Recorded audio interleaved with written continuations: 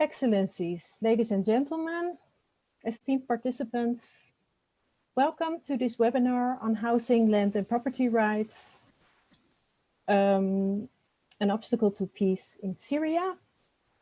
My name is Marjolein Beinings from PAX. I'm your moderator for this webinar, and I welcome you on behalf of Women Now for Development, Ta'afi, Kishmelik, SLDP, Impunity Watch, and PAX. We're glad to have so many people here together today for a very timely exchange on an important subject. Over the past 9 years, half of the population of Syria has been forced to flee and leave their houses. Violations of housing, land, and property rights are affecting millions of Syrians and thus form an obstacle to peace.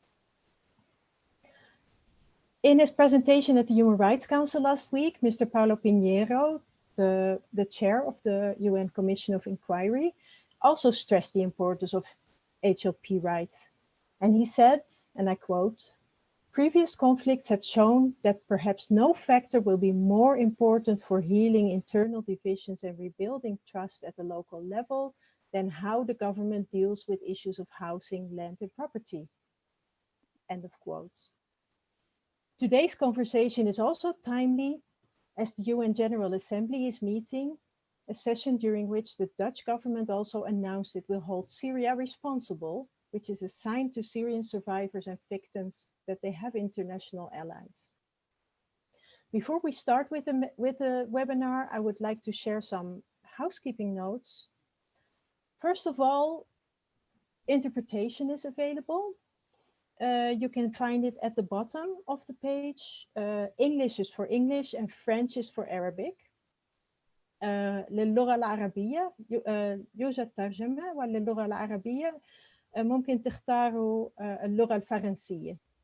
اللغة العربية موجودة على قناة اللغة الفرنسية. There is interpretation. You have to choose the French channel for the Arabic language. I would also like to bring to your attention that this webinar is being live broadcast and it's being recorded. The microphones of the participants have been muted and cameras have been switched off by the hosts during the presentations, but later on, if you want to ask a question, you can turn on your microphone. You can submit questions to the panel during the meeting, and you can use the Q&A box for that. Today's webinar will address Syrians affected by HLP violations, and experts will today share their experiences and analysis and provide recommendations to address the situation of HLP rights in Syria. We will start with the opening remarks by my colleague, Ms. Frances Topham-Smallwood from Impunity Watch. Then we will go to 2 pre-recorded video briefings by Ms. Mouna Khaity and Mr. Abdullah Khatib. And then finally, we will have a great panel with Syrian and international experts, and we will end with questions and answers. So to start, I will give the floor to my colleague, Frances Topham-Smallwood, who's the Senior Program Officer for the Middle East and North Africa at Impunity Watch. Hi, everybody. Welcome. My name is Frances Topham-Smallwood. I'm from the Middle East Program at Impunity Watch. We're a Dutch human rights NGO that specializes in victim participation in transitional justice processes. So thanks so much for being here with us for today's event on housing, land and property rights. One of our main aims today is to try to reframe the issue of property rights so that it gets given its due as a key justice, human rights and accountability issue. Because we've seen that too often it gets taken from a purely technical or humanitarian approach, or it gets seen simplistically as just an obstacle to refugee return. So this technical approach to property rights can mean that different actors are working in silos, or that they're not communicating and coordinating to the same level that they should be.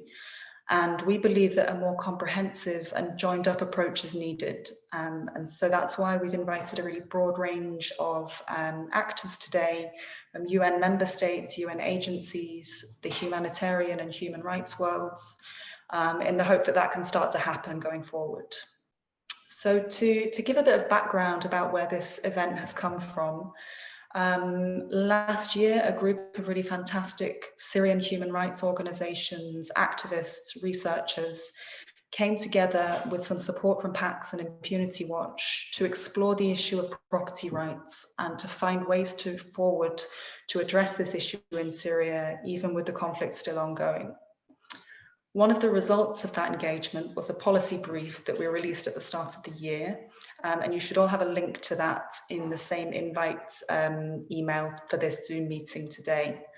And that was a really collective document that was made with lots of debate and input by people directly affected by property rights violations in Syria, who really need to have more of a seat at the table in these debates, including the speakers that we'll be hearing from shortly with their analysis and recommendations for ways forward.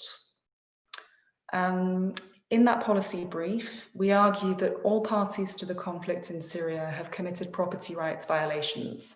But since 2011, the Assad regime in particular has put in place a whole raft of measures to consolidate its control by systematically dispossessing groups and communities who it considers a threat to its authorities. And we'll hear more about that from our speakers shortly.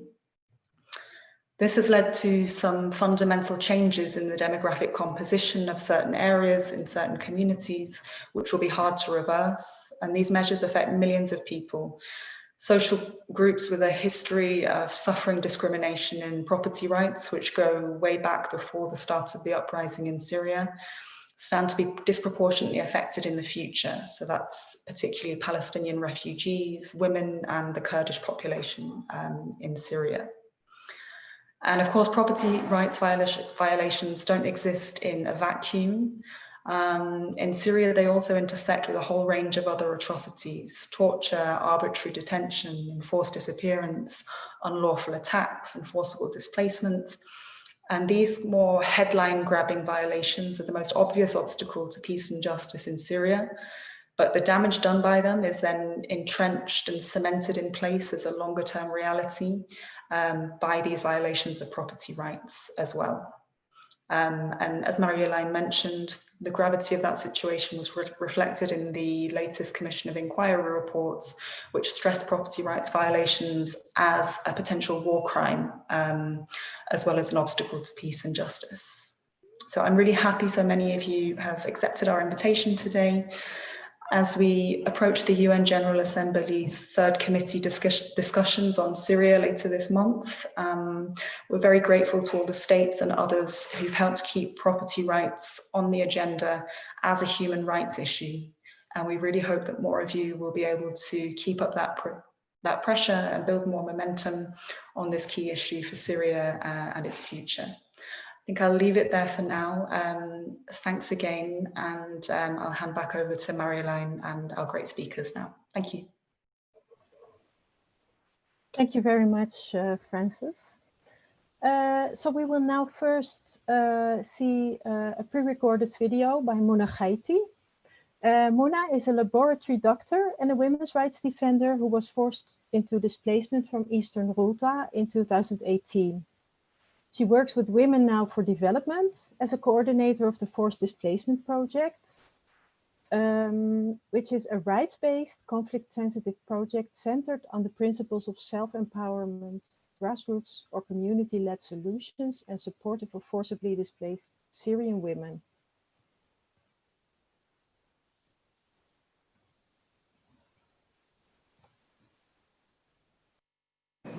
مرحبا أنا مونا خيتي أنا طبيبة مخبرية مجرى من بيتي ومهنتي في الغوطاء الشرقية عام 2018 من حاليا منسق البرنامج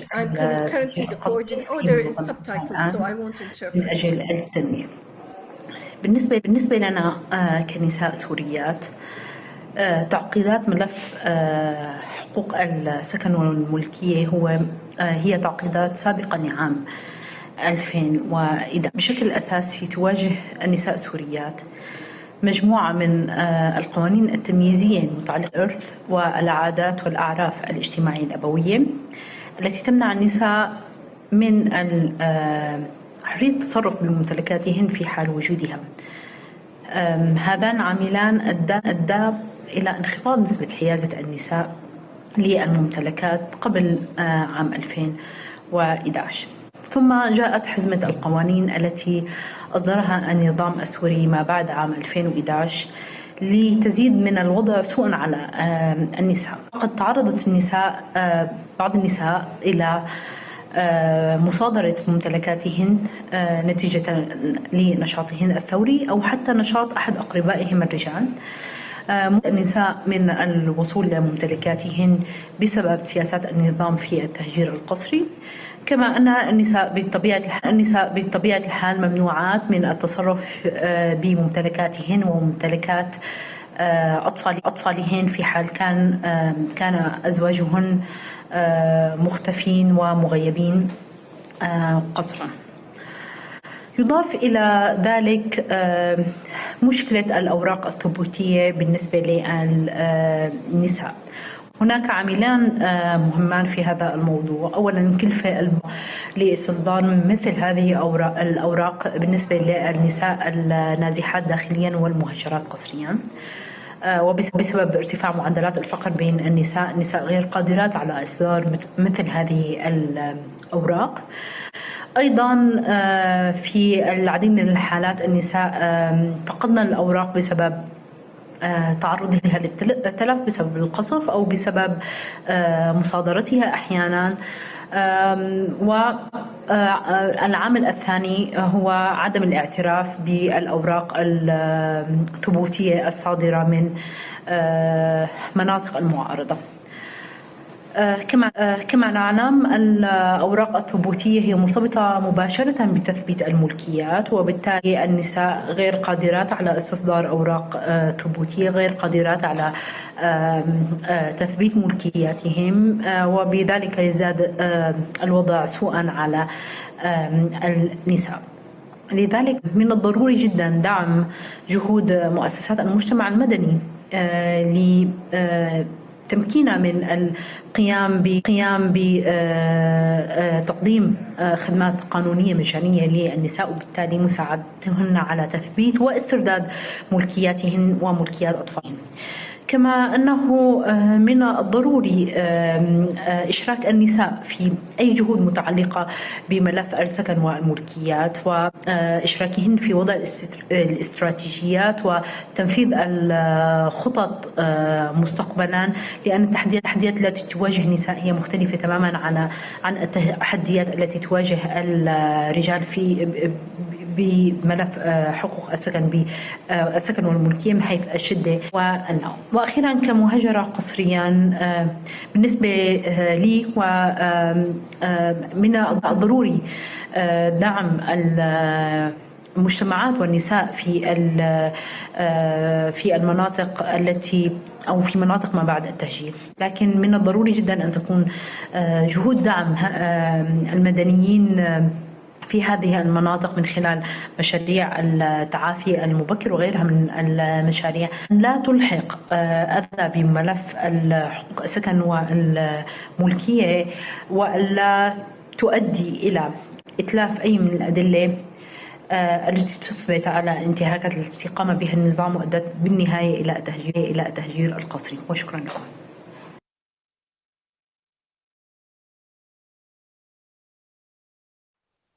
And then we have another pre-recorded video from Mr. Abdullah Khatib. Abdullah is a Palestinian Syrian activist and social researcher based in Germany. A winner of the Per Anger Prize for Human Rights from the government of Sweden in 2016, Al-Khatib has worked as a trainer on social participation, development and citizenship issues in several centers inside Syria. He is co-founder of the Watat Center for Training and Development in southern Damascus and of Sart, a literary blog concerning revolutionary Syrian memory and literature. He has also appeared in the credits of many documentaries. Let's listen to Abdullah.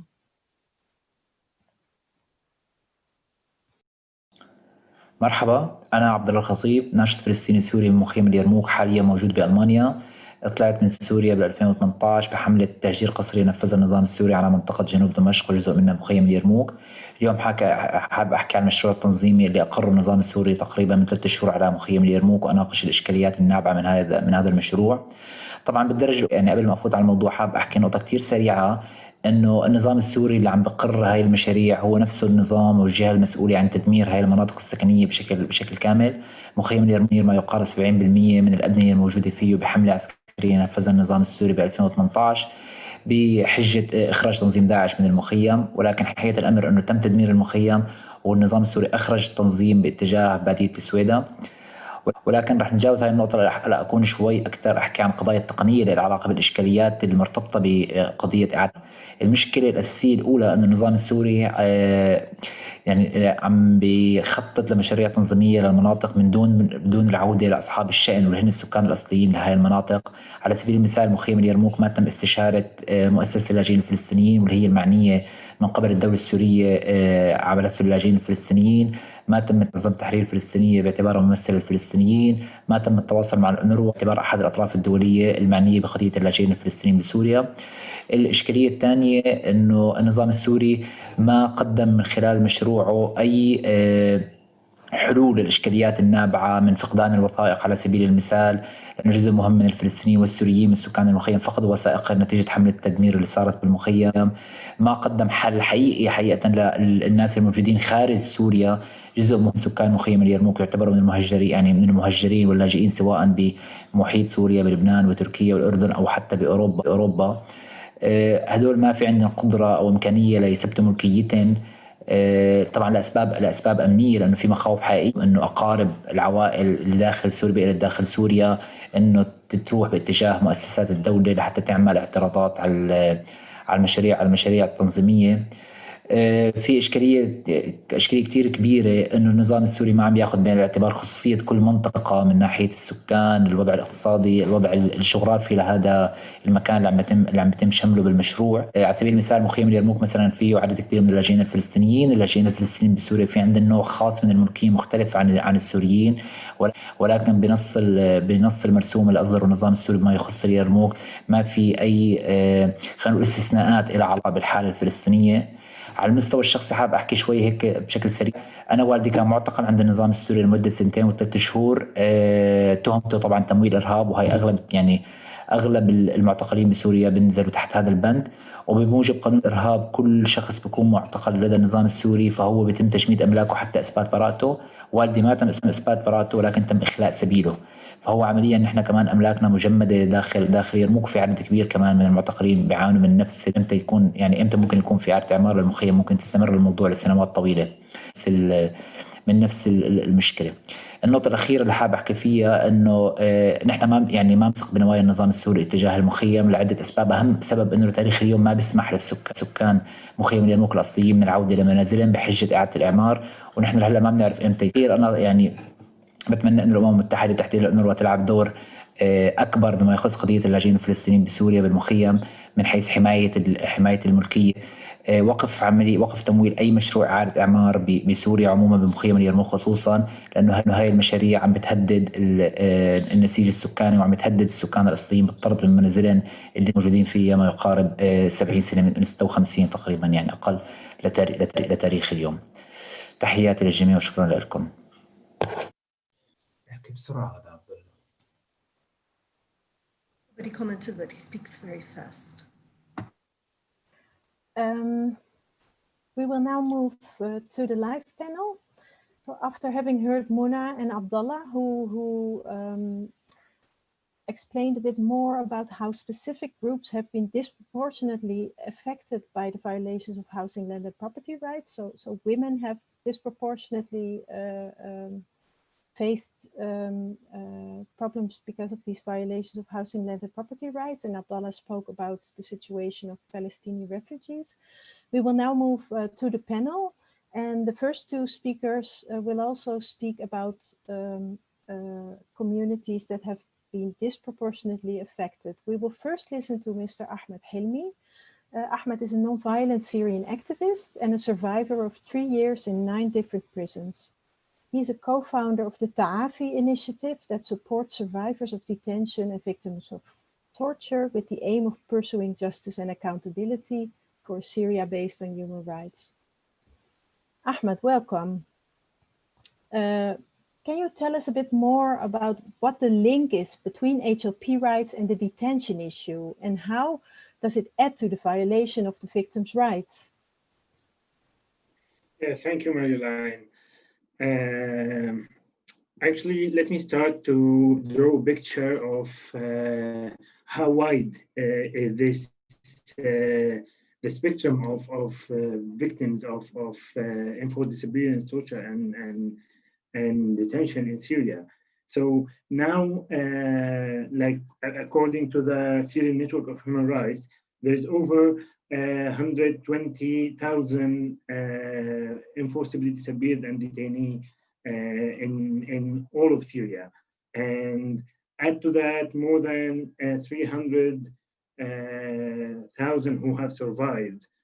So we are, and to add to that, their families as direct victims. So we are talking about over 2 million Syrian are directly affected by those violations. So when we are talking about HLB rights for those people, we are talking about a huge range of the Syrian society. As for the HLB rights, like the Syrian authorities in particular have violated the victims' rights, the enforced disappearance victims' rights in many different ways, starting to say in a legal framework of the court sentences of the field military court sentences and the terrorism court sentence, which violate those rights by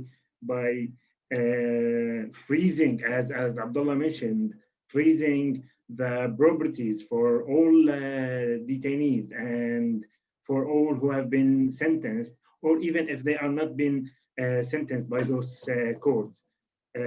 Also, they are like taking not only properties, they are not only lands and houses, and also all properties. So lots of my friends have lost their cars when they were detained, and that is also an important matter. Myself, I was detained with my beloved bike, and it's still been detained up until now. I was lucky to be released of 3 years of detention, but my bike is still there, and I seriously want my bike back. So we're talking about a huge range. Also, those and in addition to the violation from courts and from sentences, there's those new laws and litigations like law number 10 that allow the Syrian authorities to take any property that the owner of this property won't like check on it or register it again in the civil registry. And as for those who have been forcibly disappeared, they can't do that. And also not only for those who have been forcibly disappeared, and also for their families, and for those who have been forcibly disappeared, also their families, also who have survived the detention, because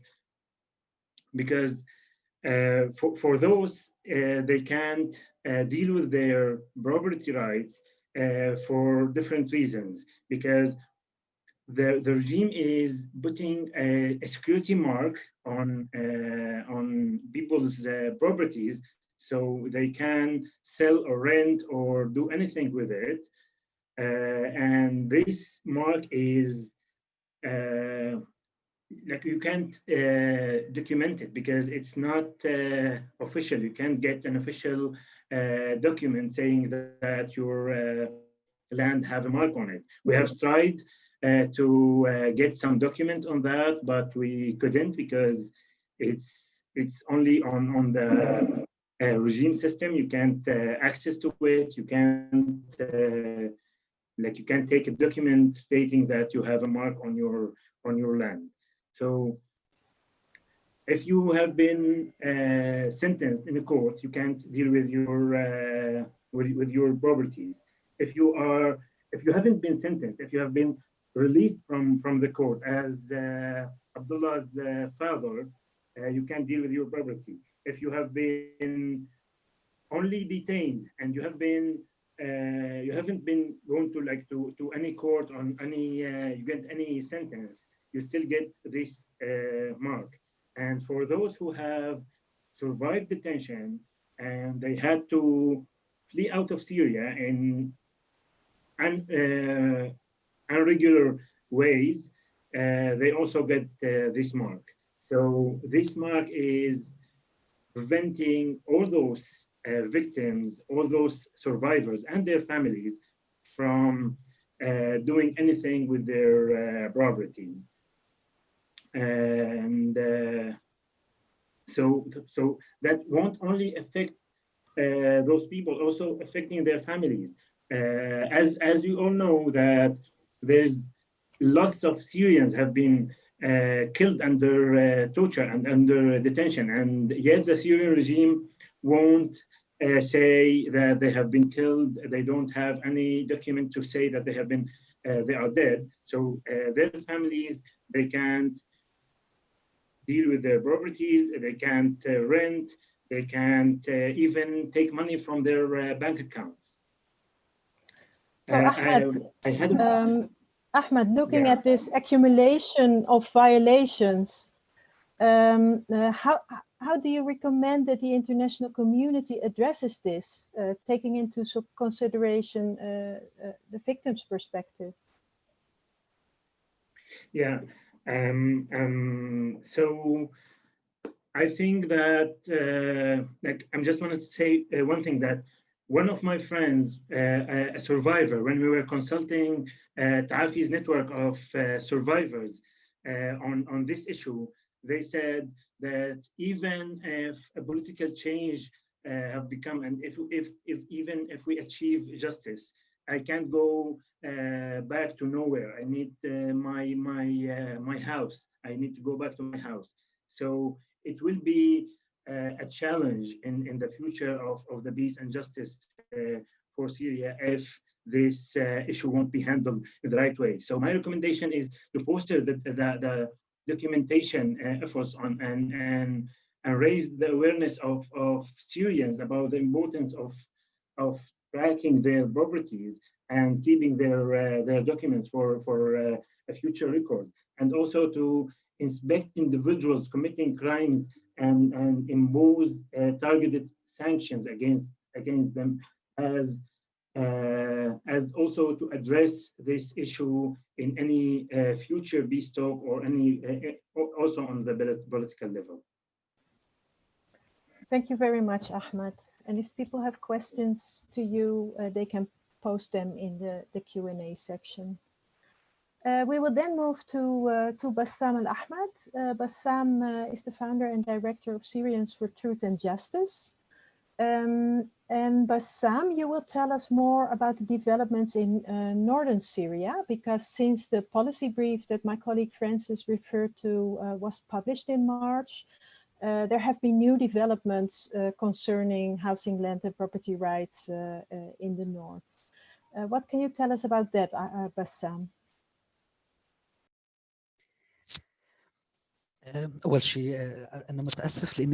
First of all, I'm very sorry because I'm going to try and close the video because my internet connection isn't very stable.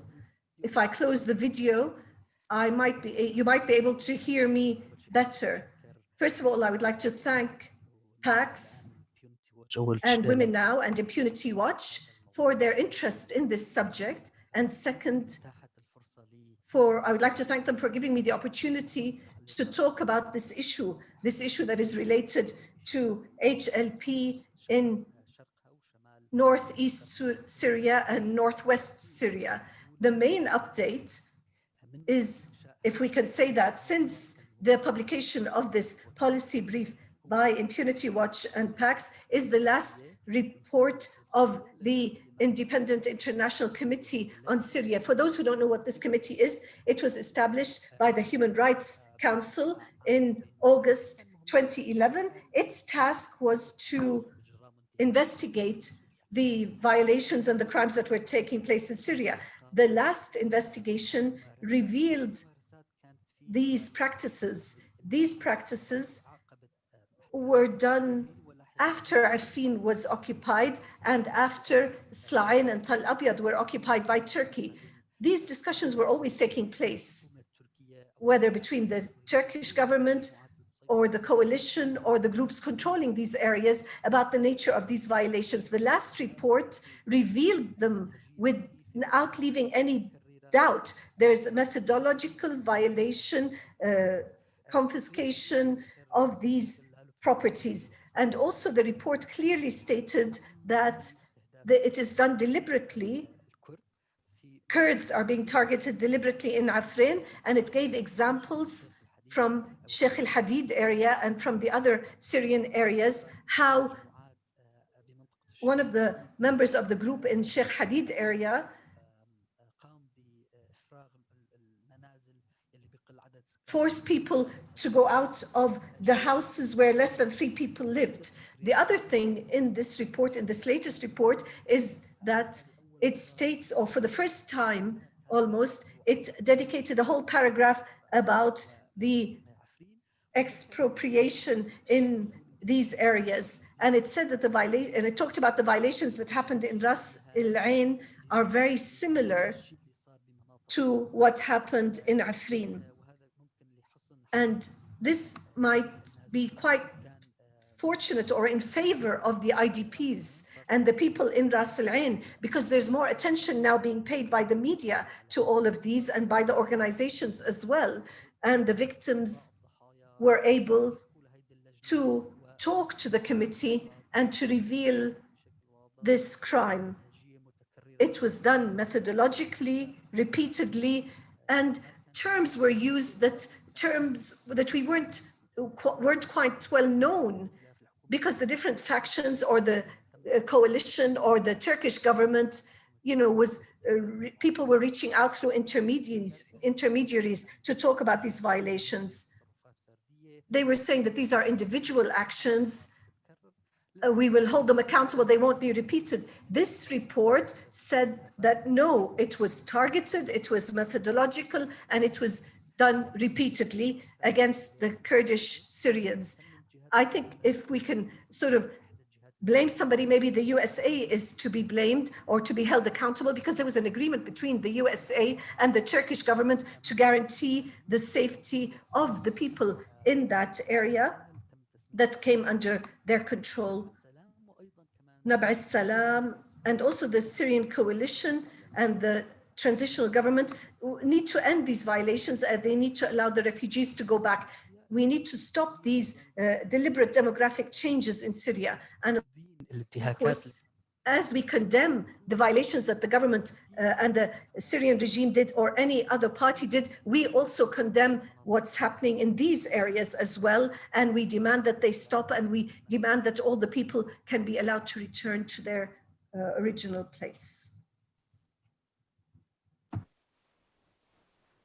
Thank you very much, Bassam. So indeed, it is important to note that different actors in the conflict in Syria have violated HLP rights in a systematic way and tried to take control over areas without the people. We're moving now to Ms. Crystal Basid. Crystal is the head of the Human Rights and Business Unit at the Syrian Legal Development Program.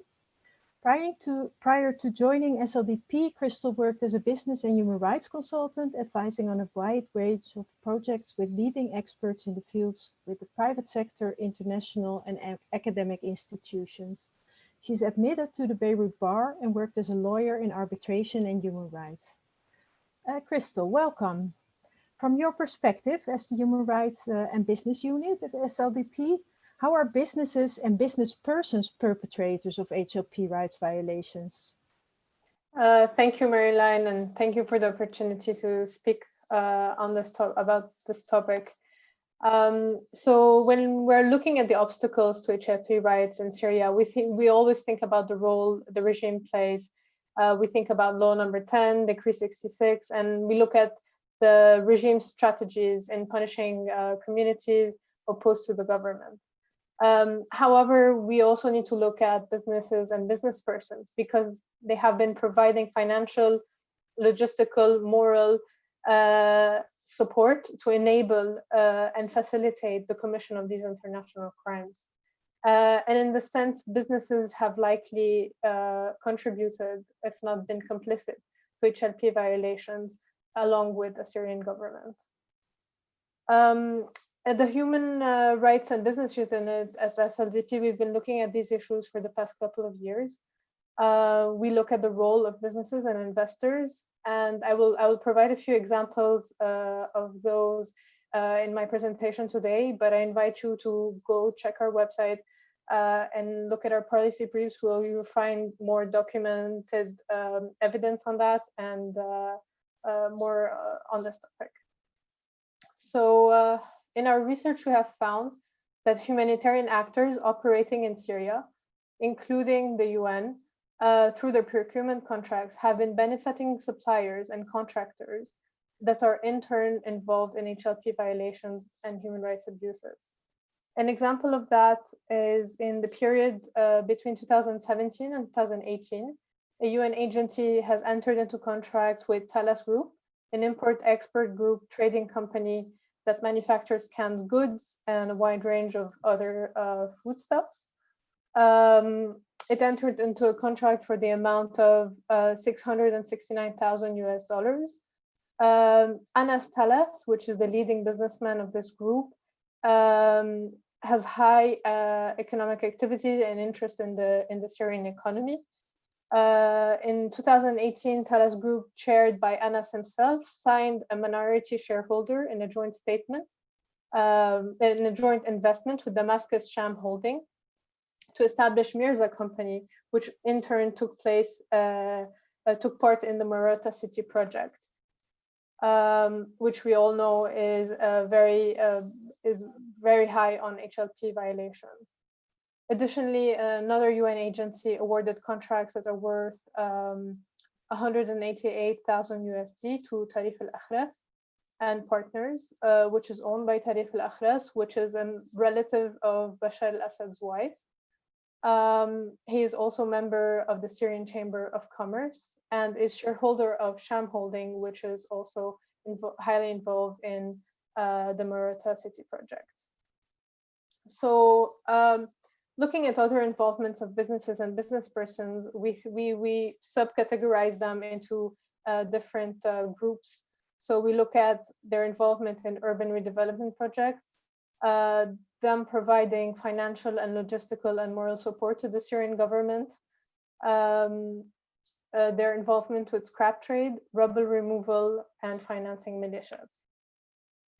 So with regards to urban redevelopment projects, Rami Makhlouf, the cousin of Bashar al-Assad, is sanctioned by the EU and the US for providing and financing and providing support to the Syrian regime.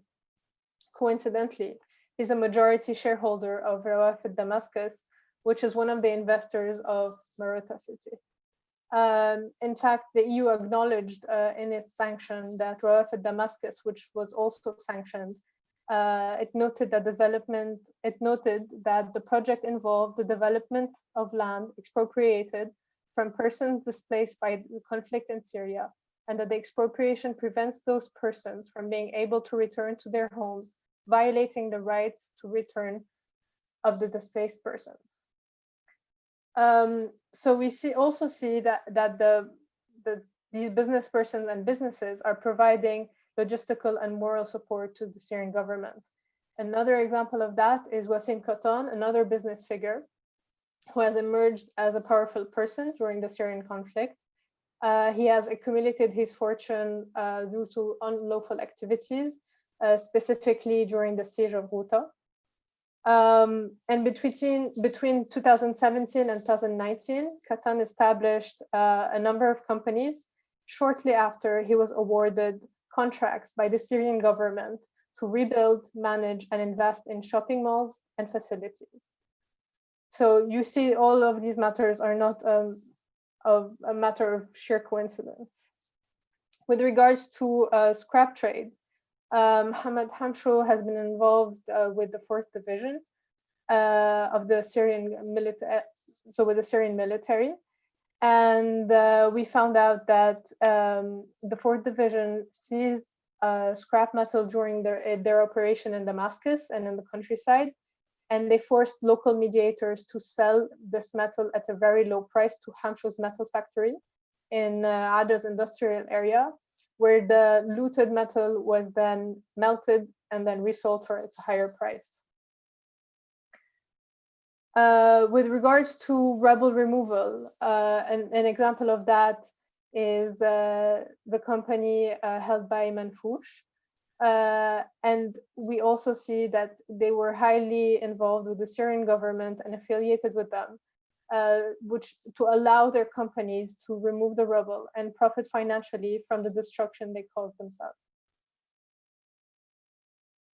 Finally, with regards to rebel removal, with regards to financing militias, several businessmen and businesspersons, including Hamsho, have formed and financed militias alongside the Syrian government in areas that have witnessed HLP right violations related and crimes and international crimes. And Crystal, what are the impacts of HLP violations on accountability efforts in Syria? And could you also reflect from your perspective, from the perspective of businesses, how these violations are an obstacle to peace in Syria? So as I explained, we see that businesses and business persons are playing a very big role in supporting the Syrian government and are highly involved in international crimes, including those related to forced displacement, pillage, and HLP rights. And I think, at HLP, we think that addressing business-related HLP right abuses is closely linked to the issue of refugees and return, and more broadly to the issue of peace building and justice in Syria. In other words, holding them accountable is also as important, an important component of pursuing justice in Syria. And in that sense, we think that targeted sanctions should continue to be used as an interim accountability measure in the absence of any other accountability mechanism. Targeted sanctions could also be used as a policy tool to pressure the Syrian government and efficiently push them to engage into a political process.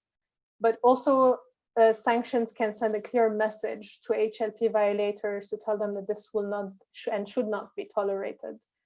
And finally, it should enable states to exercise some leverage to stop the current HLP violations, but also deter further violations and advance the political process.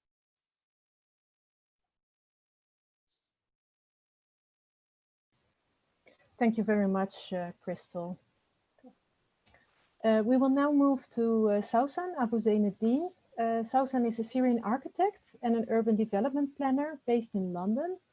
Her work addresses the spatial manifestations of conflicts through research and practice, with a focus on the political, socio-economic, and technical challenges of urban development and reconstruction in Syria. She's the co-founder of Sakan Housing Communities, a non-profit social enterprise for developing inclusive and socially just housing programs to aid recovery in Syria. Sausan, welcome. From an urban perspective, how can HLP issues jeopardize peace building? Thanks a lot, Marjolein, and thanks to everyone involved in organizing this session. I think HLP rights are central to peace building, given their direct impact on reconstruction and in urban development in general. Now, the international community has already conditioned the release of reconstruction funds in Syria with a genuine political process being firmly underway, and sanctions and the new Caesar Act are further supporting this position and this conditionality.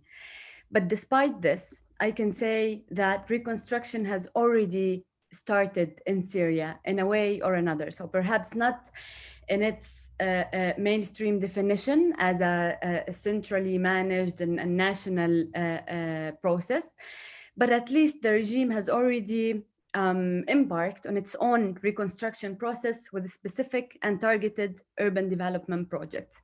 This includes the development of Yarmouk camp, the one that Abdullah covered previously, but it also includes other interventions and other projects in Damascus, Marota city, referred to by Crystal, and other projects in Aleppo and Homs and elsewhere in the country.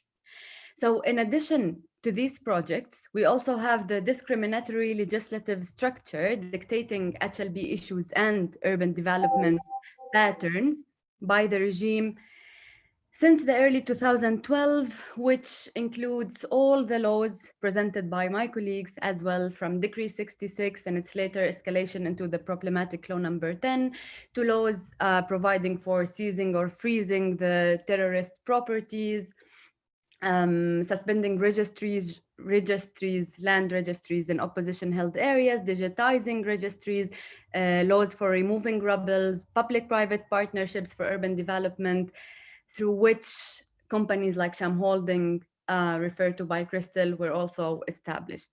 Every one of these laws is problematic enough on its own, but it's even more problematic in the current context of Syria, mainly because the strict procedural requirements for these laws do not account for the political or the socio-economic reality in Syria, be it the massive displacement, the lack of accessibility of entire communities to state institutions for security reasons, in addition to the dire economic situation and the systematic socio-economic marginalization of certain groups.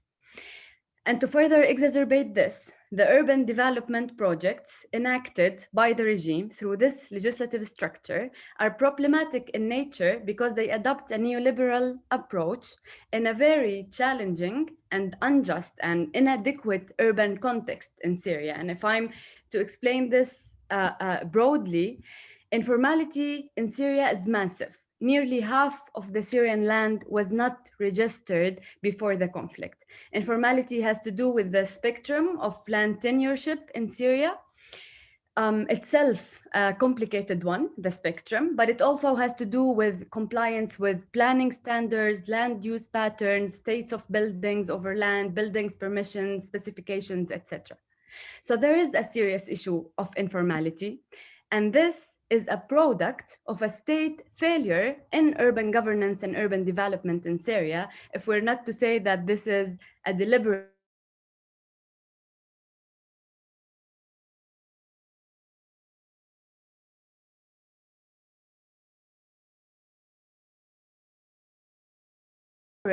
land registries have been either destroyed or suspended during the conflict. This means that people in opposition areas are in a constant state of producing more urban informality as they live day by day, because all land and property transactions in there are not recognized by the official state institutions, by the regime. And people need to live, houses need to be built. There is, as we speak, there are many construction projects taking place there right now. So, and also, let's not forget that most of the destruction in Syria targeted opposition-held areas, and these, to a very large degree, overlap with informal areas and with generally socioeconomically deprived areas. And in addition to informality, we have all the population groups who are systematically marginalized when it comes to property rights, mostly by law, but also by societal and customary practices. And this includes women, Syrian Kurds, Syrian Palestinians, people living in border areas, as sufficiently covered by everyone in the panel. These categories mostly fall within the cracks when HLP rights are addressed in urban development projects, especially in an urban system such as the Syrian one, where expropriation is almost the only form of land administration or the only tool in urban governance that's used. This automatically excludes these categories when speaking about compensation. We have seen this in the current projects of the regime, such as the famous Marota city, and I'm afraid we will see this in the future a lot when even in transitional justice efforts and restitution efforts, if we do not act fast. So just to conclude briefly, the political reality and the socioeconomic reality and the urban reality of Syria combined render urban interventions at this stage as a politically motivated gentrification process to consolidate the regime's authoritarian power, to eradicate opposition communities, and to reward those considered as loyalists. HLB issues are significant to this because they are the core of why urban interventions can be dangerous for peace-building efforts. They can be seeds for conflict traps in the future, and they're shaping a new politicized and discriminatory urban reality in Syria, and both social justice and fundamental human rights are at stake in this. Thanks, Sausan. And we're very short in time, but I would like to ask you, what can be done in your opinion, what can be done to address this problem? I think two main points I advocate for. The first is, I think we need to shift the debate from HLB rights to the right to housing and the right to land and the right to secure tenureship. If we are to account for the rights of those living in informal areas or those who are economically marginalized and cannot climb the ladder of tenureship, or those who are marginalized by law or by customs, such as women and others, then we need to start speaking about the right of every single one in having secure access to adequate housing and to secure tenureship. We cannot address HLB issues by simply arguing to go back to the status quo in Syria. I think this is an opportunity to rethink urban reality in Syria by rethinking HLB issues beyond the legal framework. It is also very much an urban development and urban planning issue. And there are many things that we can look at. We can look at social tenure domain models. We can look at alternative land governance and land administration tools to recapture value rights. These all can be employed in a way to create a more just urban reality in Syria. And then the second issue, I would say, is with regards to the rigid position of the international community from the whole issue of reconstruction. Yes, this conditionality is preventing the regime from scaling its current projects to a national scale. And yes, it may be good as a leverage to support the peace process in general. Nevertheless, the regime has capitalized cronies and also political and military allies to invest in this reconstruction. And worse, and Crystal referred to this in a way, the regime has exploited other forms of international assistance to serve its reconstruction plans. The vague terminology of the categories of internationally funded programs, whether early recovery, humanitarian plus, and even some forms of humanitarian aid, all interventions under these categories have been manipulated by the regime to serve current or future reconstruction plan. So in a way, the ground is being set for a future reconstruction that will only serve the regime and its cronies and its allies, or to say the least, it will never serve the wider Syrian population or stimulate their recovery. And I think by taking this rigid position, the international community is refraining from intervention or intervening in changing the reality on the ground, how the urban reality will manifest in the future in Syria. Reconstruction is never a post-conflict act, from my perspective. Syria is a live example for that. This is a very sensitive phase in the trajectory of Syria. So when it's time for the international community to intervene, when reconstruction fund is released, I'm afraid it's going to be already too late, because the reality has already been set in a very dangerous way and sitting for very dangerous patterns ahead. Thank you, Sausan, and indeed what you described and what Crystal described underlines that all interventions in Syria have to be done very carefully and according to due diligence and not just reconstruction. We have a few minutes left for some questions. So I have a first question that I think, Ahmad, you are best placed to respond to. The question is, to what extent has dispossession been conducted through politically motivated criminal charges or accusations? Is there perhaps a link between the criminal justice system being used as a tool for HLP violations? And a second question we received is directed to you, Bassam. It's about the situation in the north. Representatives of the Syrian interim government and the Etilaf say that brigades on the ground are not following orders, but they are on their own arresting Kurds that are returning. Could you respond to this, Bassam? And a third question, is the domestic legal system of Syria, the constitutional court, completely incompetent, or has it shown no interest in ensuring a check? Or is it a check on inherently discriminatory laws? So, for example, law number 10. Maybe you can respond to this, Crystal. So first to you, Ahmed. The link between the criminal charges and accusations, the criminal justice systems, and HLP violations. Yeah, thank you, Marilyn.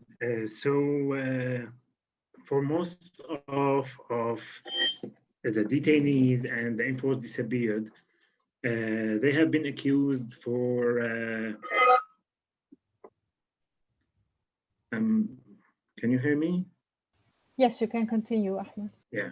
So most of the detainees and enforced disappeared have been accused with the court system with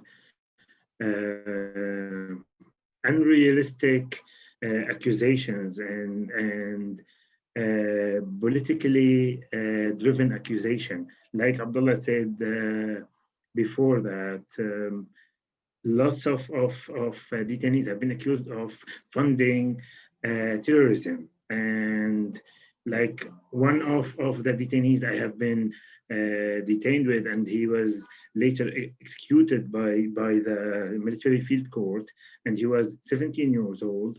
He was a barber, and he was cutting the hair of one of the terrorists, as the regime says, and he was accused to be funding the terrorist groups. So it's definitely politically driven, and also the courts are sentencing those detainees of like to take their properties. Myself, I have been denied from my rights, my civic rights, and my apartment was taken by the regime. So in a brief, most of the detainees have been unlawfully detained and unlawfully arrested. Thus, they lost all of their civil rights, among which HLP rights. Thank you, Ahmed. We will move then to Bassam, if you are ready to take the question, Bassam, about whether the armed groups in northern Syria act on their own.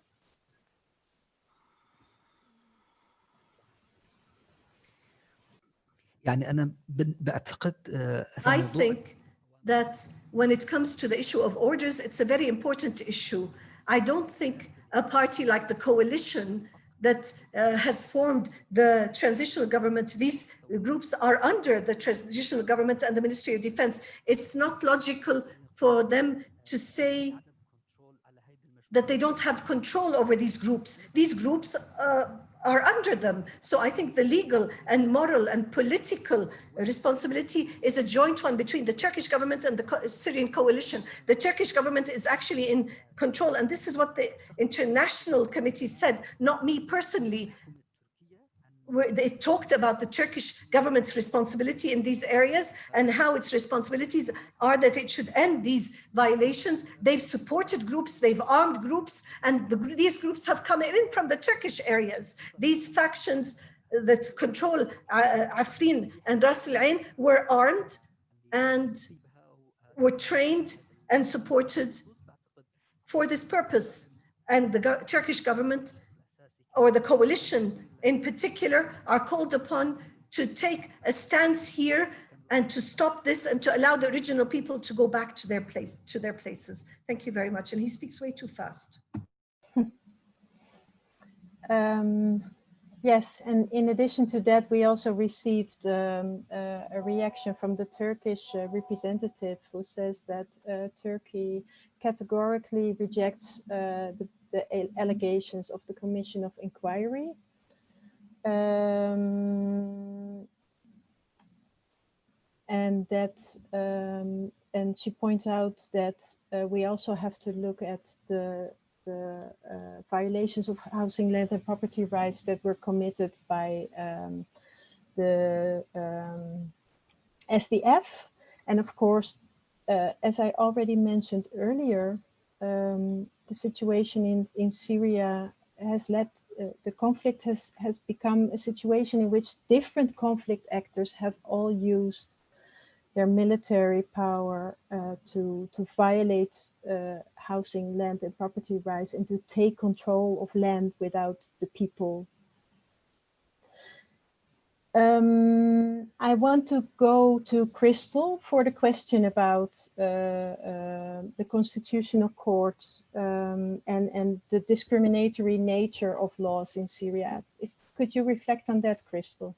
I just, thank you. I just need to make clear that at SLDP, we are not Syrian domestic law experts. We look at these questions from an international law perspective. So I'm afraid I won't have a very precise answer to the question, but what I can say is that law number 10, the design of law number 10 was in itself a discriminatory law. And it gave 45 days for authorities to make the list of the properties and also gave only 30 days for people to appeal. So the design of the law itself is discriminatory and it's an HLP violation. So this is, I hope it gives some clarity to the question. Thank you. I think there's time for one more question. And we received also a question about the Russian leases in Syria, whether that has been looked into. For example, the handling of the Tartus port to a Russian firm for 49 years. So how is this related to the general reconstruction projects and the deprivation of the property rights from Syrians? Is there anyone on the panel who would like to respond to that? I can take this. I think definitely, as I said, current reconstruction put forward by the regime is being managed through mobilizing cronies, businessmen, referred to by Crystal, as well as military allies, including Russia and Iran especially. And I think this comes under paying debts, basically. So we have the Russian in Tartus port, we have the Iranians in Latakia port now, we have Iran also signing projects to develop housing blocks, hundreds of thousands of housing blocks in several areas across Syria. So I think, yes, definitely, these are actors being mobilized in the reconstruction of Syria. I don't think they necessarily have fund or resources to finance things, but they're using these investments as a form of repayment for the debts as they supported the regime militarily and politically throughout the years of the conflict. for the questions that comes after it, which is very related, I'm not really aware of institutions or research, particular research that looks into that. I'm aware of others who look into Iranians' involvement more in Syria, but if any of my colleagues know about an institute or a research that looks specifically into the Russian involvement, then feel free to jump in. Okay, thank you. A final question, maybe you, Sausan or Crystal, you can also respond to this one. It's about the CSAR Act. So how can the CSAR Act contribute to countering HLP violations, especially in light of the imposed sanctions on businessmen? So as I mentioned, a lot of the companies and the businessmen that I've mentioned, most of them have been sanctioned, and they have been sanctioned either under the CSAR Act or other acts, and by the EU as well. So the sanctions are contributing to halting, I would say, HIP violations. But as I said, also with regards to one EU sanction where they specifically mentioned, they specifically acknowledged with regards to Rami Makhlouf that of his involvement in HLP rights. So not all refer to HLP violations, but we're hoping that more and more take into account HLP violations when they're being sanctioned.